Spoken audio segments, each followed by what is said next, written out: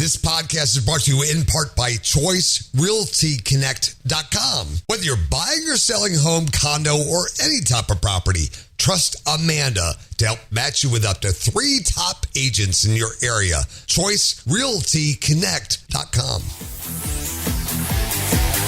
Hey, all you rock stars from Washington, D.C. This is the Rock of the Money Podcast, episode 160. Wow. Time to talk about saving, investing, and protecting all those hard-earned monies. We're here to coach you along that path to retirement and financial independence. I'm Craig, your master financial coach. Along with Amanda, she is a corporate in-house lawyer and real estate referral agent, and we're grateful you've joined us. Check us out at facebook.com/rockonthemoney or the website at rockonthemoney.com.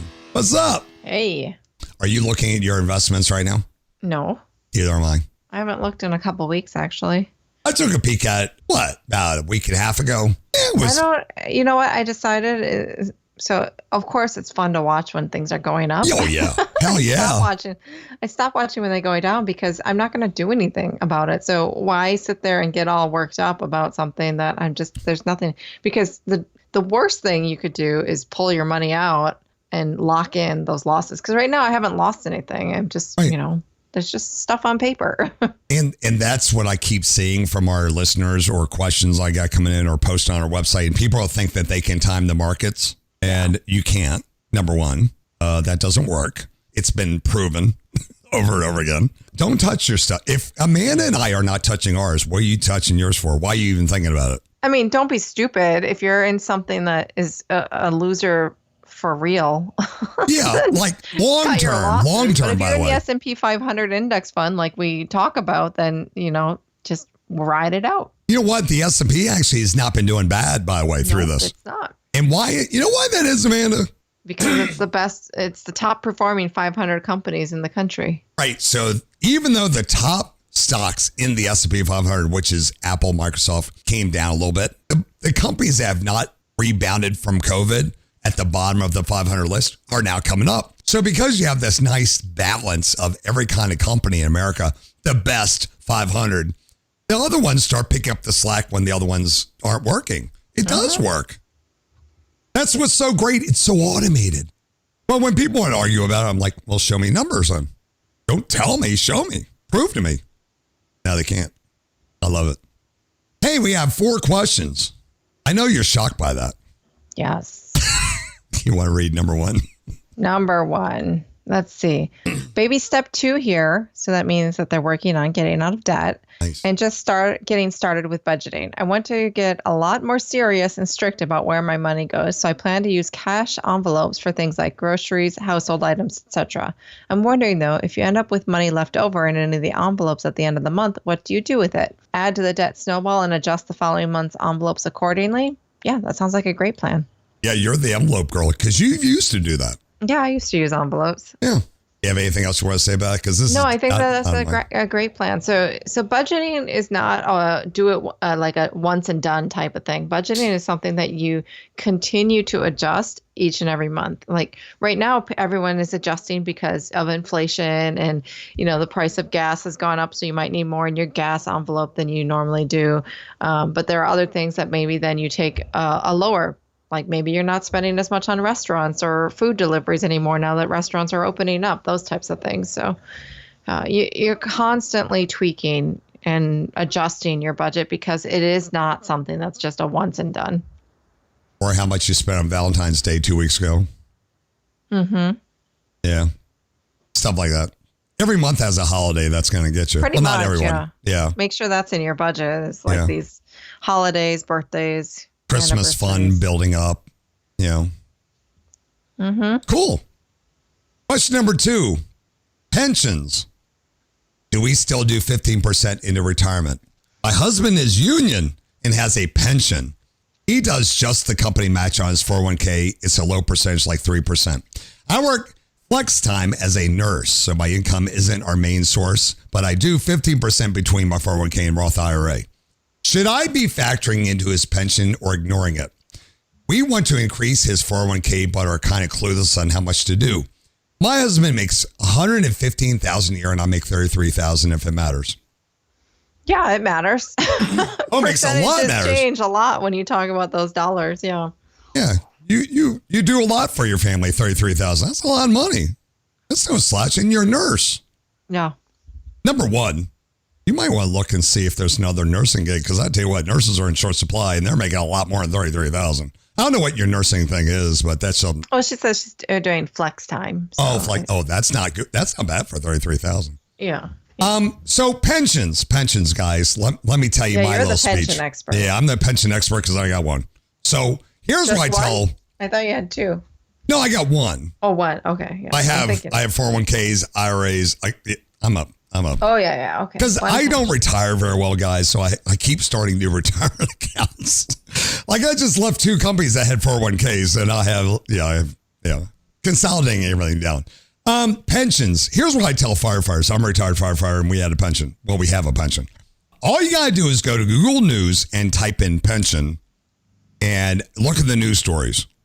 There are numerous cases where companies that had a pension, they went bankrupt or something happened, or they do some finagling legal thing that gets them out of it, and suddenly the pension is gone, or it gets cut by 25, 50, 75%. I tell firefighters, police officers, teachers, do not count on your pension. I know it sounds like a Social Security statement there, Amanda. And this is for people that do a second career. They go back to work and now all of a sudden there's a 401k there. Let's keep it simple. The fire department. Fire department, yes, there's a pension that you do put into that. But they also have a 457 or some other retirement option available, just like any other 401k out there. A 457 is a government version of a 401k. It's just a different line in the tax code, hence the name 457. I tell them you still do the 15% and put as much as you can into that and ignore that pension. Because if that pension ever goes away, you now have a plan B. And what's the worst that could happen, Amanda? If you treated your retirement separate from your pension, so now you have that retirement and you have a pension. What's the worst that could happen, Amanda? You have more money than you know how to spend. There you go. I can't see a problem with doing that. So my answer would be, no. Yeah, it's a huge problem to have more money than you expect. It's horrible. Yeah, it's horrible, Amanda. Yeah, it's horrible. But even during your retirement, let's say you're 20 years into retirement, Amanda. You're now 80 years old. You're definitely not working anymore, but you're still living life. You're going out, you're doing some fishing. You go, hang out with the guys at Denny's or something for having a breakfast one morning on your Honda Gold Wings. That's what retirees do, apparently. I'm right. You're down there in Florida. Yeah. Yeah. See, you're down there in Retirement Central. And then suddenly something happens for that rich county that you used to work for. 20 years later, they're not so rich anymore and everything went, they go then bankrupt. they bankrupt. Now your pension's gone. Well, guess what? You still have a retirement. You have Social Security, maybe, but you also, because you put your money into a retirement account and you didn't have to touch it as much because you had a pension, guess what? You have a plan B and you can keep doing what you were doing. Your lifestyle does not change. That's the example. It's much better than realizing, I don't have a pension anymore. Now I have to go work and be a greeter at Walmart. There you go. And there's plenty of news stories out there. I could spend hours, Amanda, reading news story after news story of a firefighter in Detroit who's retired, who lost 50% of his pension. Someone that worked for some airline years ago, the airline bankrupted or got bought out, pension went away, gone. Factory work. We can sit here all day. So it's possible. It never told me that my pension's guaranteed. When someone tells me that, no, I'll have it. I said, show me where it says it's guaranteed. It doesn't. It's not guaranteed. Can you tell it's my soapbox? Yes. No, because I don't. Here's what they do. Here's what firefighters would do. Because they have a pension, even though they're paying into it, I want taxpayers to think that they're not paying into this. They're paying into it. They go out and start buying big pickup trucks and all this stuff. They're like, well, I don't have to save for retirement. Right. And they start blowing all this money, and then all of a sudden they're in debt. They build up their debt because whenever they get promoted, they buy something bigger. I've seen it a million times. And I kind of thought the same way, back in the day. I mean, wow, I'm getting a raise. I'm going to go immediately. They go on the computer, start researching trucks. That's what they do. And they'll post on Facebook, look, this is my promotion truck. I see it all the time. Instead, they should be taking it every time they get a pay increase. I learned 10 years in my job, every time I got an increase in my pay, I upped my retirement. I put more into my retirement until I maxed that sucker out. And now I I'm enjoying all that work of not buying pickup trucks, not doing all that stuff. So Yeah. I'm not bragging. I'm trying to show people the other side of not, buying stuff. Now I can buy the whole car carrier. That's what I think. That's what Dave Ramsey said one day.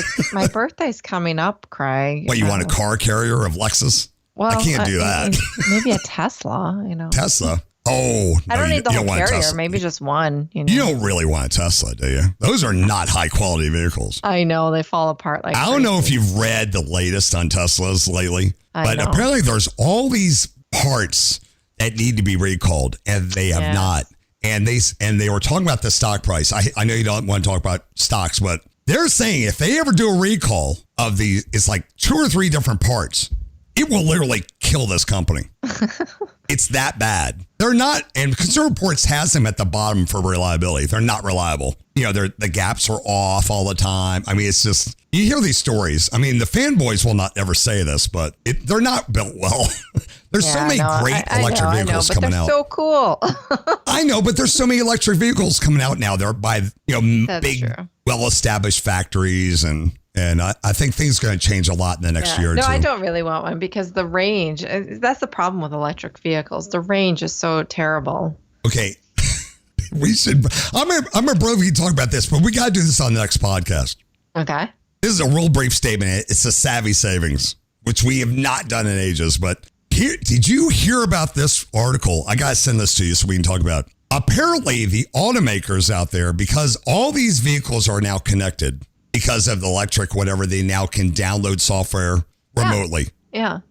Here's what they're working on. Ford, Chevy, the typical American brands. They're trying to figure out how can they be like Silicon Valley, like Microsoft, Apple, in getting recurring subscriptions. Have you heard about this? No. So what they want to do, because of all these electric vehicles and they can turn features on and off, if you pay a subscription fee per month, we'll let you have heated seats.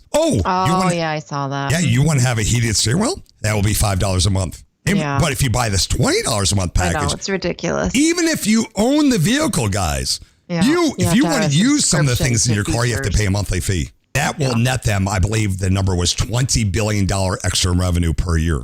And they are trying to figure out what a consumer will tolerate. Yeah. That is insane. I am not looking forward to that. But consumers love monthly fees, and they will just I need heated seats. I guess the benefit is if you're in Wisconsin, you only need it when?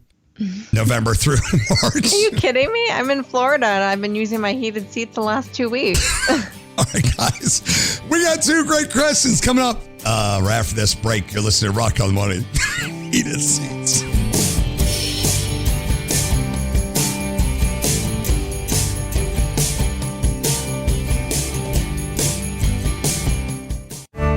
Hey there, rock stars. Amanda here with ChoiceRealtyConnect.com. Are you about to sell your home or excited to buy your first or next home? I'll be honored to help you find an expert to work with you in your local area. At ChoiceRealtyConnect.com, I'll help match you with up to 3 qualified licensed agents that specialize in your specific market. Choice Realty Connect serves every zip code in all 50 states with a network of 15,000 top-rated agents that are ranked within the top 5% for sales. Whether you're selling or looking for a condo, new construction, retreat, vacation property, or you're a first-time home buyer, let me connect you with the perfect top agent today. ChoiceRealtyConnect.com. The choice is yours. Amanda Braun is a Florida licensed real estate with a brokerage, Realty Connect. Rockland, USA.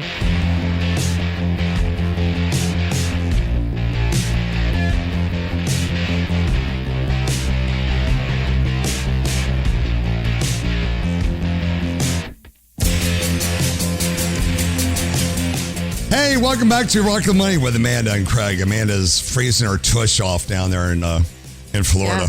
Yeah, in freezing cold Florida where my neighbor's out mowing his grass right now. Check us out on Facebook.com/Rock on the Money.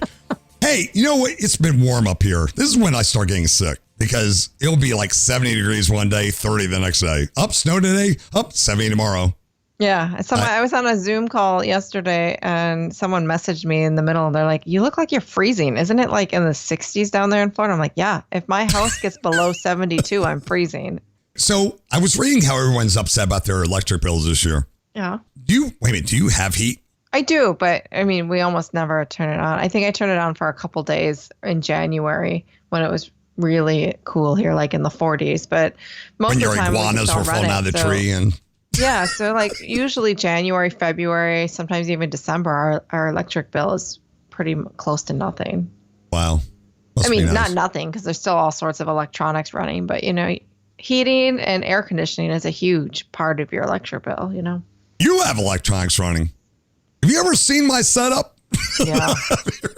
I mean, I'm literally streaming on Facebook Gaming like 24 hours a day. I got all these lights running right now. And we're going to start streaming our podcast here soon. For some technicality with Facebook, I can't stream right now for the next 2 weeks. So, okay. So yeah, I have an excuse right now. So I want to stream as our page though, on our page, and I can't do it right now. So it's weird. Anyway, yeah, apparently they're cracking down on security on Facebook right now. Well, it took them forever.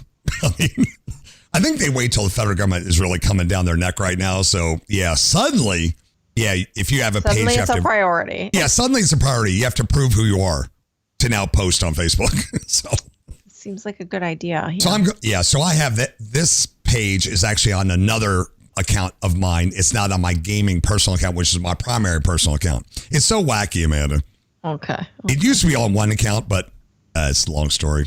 Facebook is, Anyway, hey, we got 2 great questions. One about vehicle financing. Yeah. You want to read this one? Let's dive into this. So question number 3, I have a question about vehicle financing.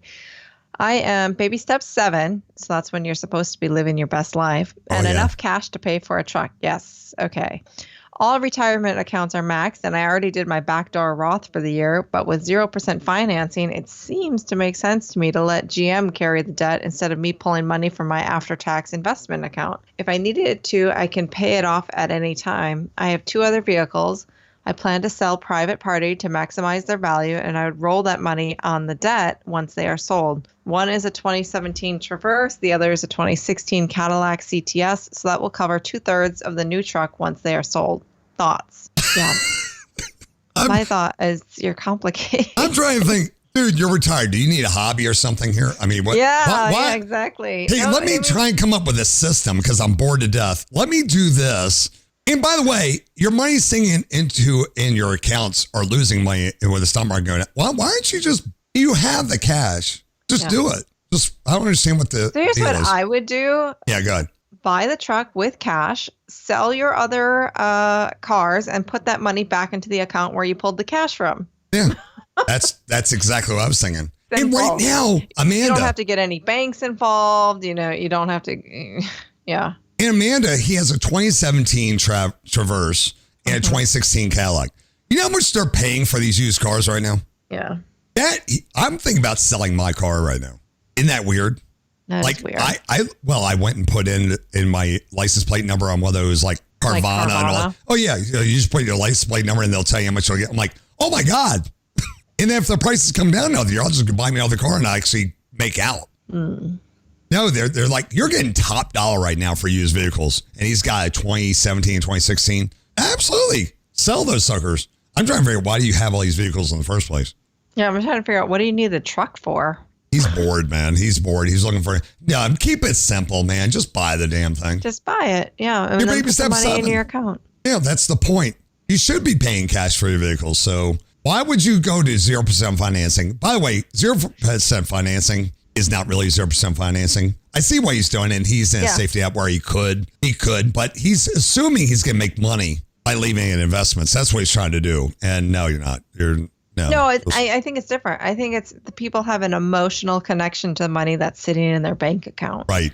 You don't like it's a lot easier to spend someone else's money and then say, well, okay, I'll just give you some of my money, a bit here and there until I pay you back. But I agree with you on that. We talk about psychology of people that save all the money. Your balance go down a big chunk at once. You work so hard to build up the balance and nobody likes taking.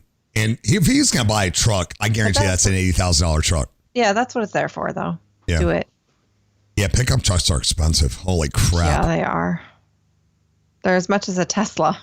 There was an article that came out about Consumer Reports. They came out with their list of the top rated pickup truck in America is not recommended. It's a Ram 1500. Ford and Chevy and GM do not even, they're way down the list. And it was only because of reliability. Their only recommended pickup trucks that are currently out there is a Jeep Gladiator and which a lot of people don't consider a pickup truck, a Honda Ridgeline. Also not a truck. Yeah, because it's unibody. So people are like, that's not a truck. That's a car with a bed. Anyway, question number 4.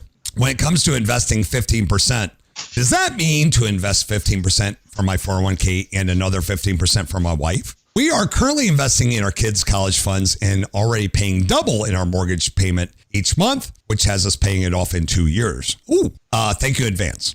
Yeah, sounds like you're doing everything right. So 15%, and to me, well, you're the master financial coach, Craig. Why don't you weigh in first? I want each person to have their own 15%. Yeah. Yeah. And actually, if you do the math, it actually comes out as 15% overall in your budget anyway, because that income needs to be 15%. The other needs to be 15%. If you combine them, it's still 15%. Still 15%. It's not 30. It's 15. Right. So if you're not doing 15%, if you're only doing 15% in his, you're actually not doing 15%.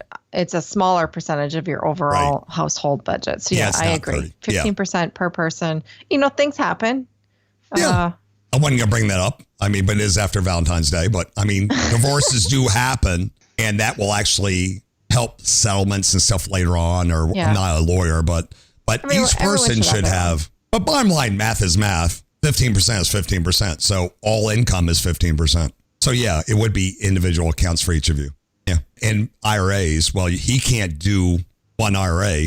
I mean, each of you should have your own IRA. Right. Yeah.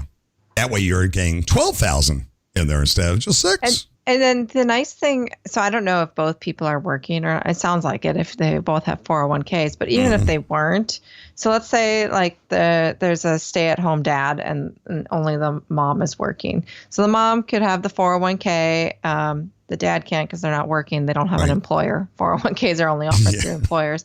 But both people can have IRAs, even though an IRA contribution is limited to earned income. If you're married, your spouse can also have an IRA because the earned income for the household applies for the spouse. It's a very narrow exception to the rule of earned income. But again, it only applies if you're a spouse. Wow. I did not know that. Yeah. Awesome. But congratulations on paying off your mortgage here in 2 years. So that maybe step 4, 5, and 6, which are done simultaneously. So they are correct, actually, in how they're doing this. Yeah, they're doing great. Yeah, keep it up. Doing great. I mean, I can see they're doing the college kids funds, but if they weren't doing enough, they could probably get that mortgage going faster and then go back. But but remember, once you get done with baby step 4, 5, and 6, especially paying off your mortgage, then you go back and up your contributions on your retirement. Go even higher than 15%. Max it out. Max that sucker out. You need to max that out and max out an IRA for both of you. You'd be rock solid. That's awesome. I love hearing that stuff because they're doing it right. Mm-hmm.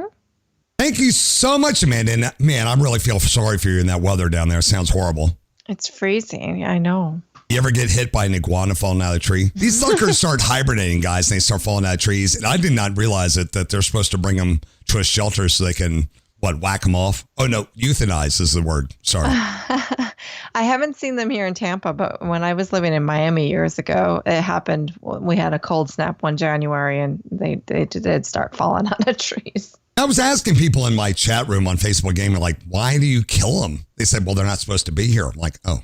Kind of like those pythons and stuff, I guess. Oh, yeah, they're not supposed to be there. I'm like, oh, so cold weather is a good time to clean them out, I guess. Yeah, I actually have not seen any iguanas here in Tampa. I did see some when we were in Belize earlier. Oh, yeah. No, I've been to Belize, yeah.